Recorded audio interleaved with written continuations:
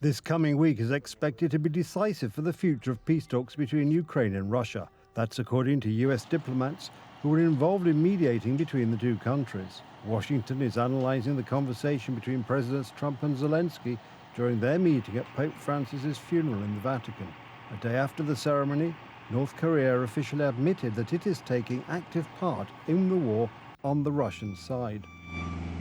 The regime in Pyongyang has officially confirmed that Kim Jong-un's soldiers are fighting on the Ukrainian front. While the presence of the North Korean military is at best an open secret, since Ukrainian forces have been regularly clashing with its soldiers for more than 6 months, the official announcement of this may be worrisome, as it points to Pyongyang potentially getting more involved in the conflict, which will be difficult for Kim to hide, mainly inside his own isolated state. The truth cannot be hidden. Sacrificing North Korean youth for the survival of the regime is an inhumane and immoral act.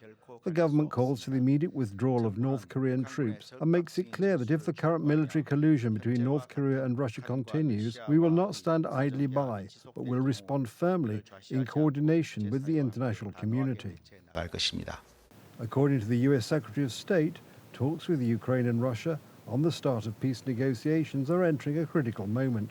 There are also many indications that the conversation that took place in the Vatican between Donald Trump and Vladimir Zelensky could have a major impact on the American attitude towards the Kremlin.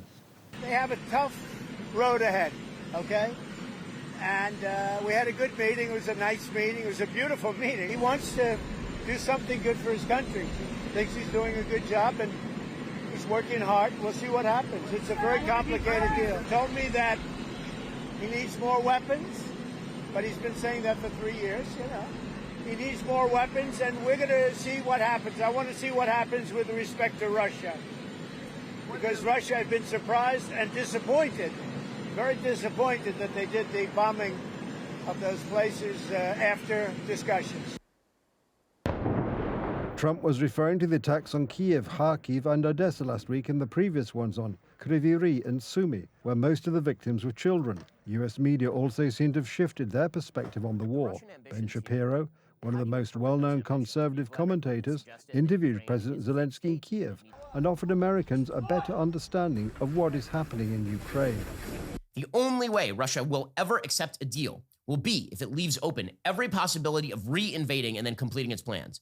This is not a border dispute. This is not a border dispute. It is a dispute over whether Ukraine should exist. Moscow, on the other hand, claims it is ready for talks while at the same time rejecting US proposals. On top of that, the Kremlin claims to have pushed Ukrainian forces out of the Kursk region. Kiev claims otherwise. Our military continues to carry out tasks on the territory of the Kursk and Belgorod regions. We maintain our presence on Russian territory. To my fighters in Pokrovsk and in the rest of the Donetsk region, I want to thank you for your perseverance.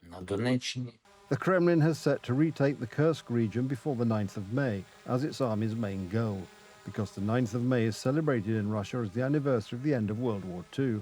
The Putin regime has also announced another ceasefire from the 8th to the 10th of May. Many suspect, however, that this is precisely when they will bomb Ukrainian cities.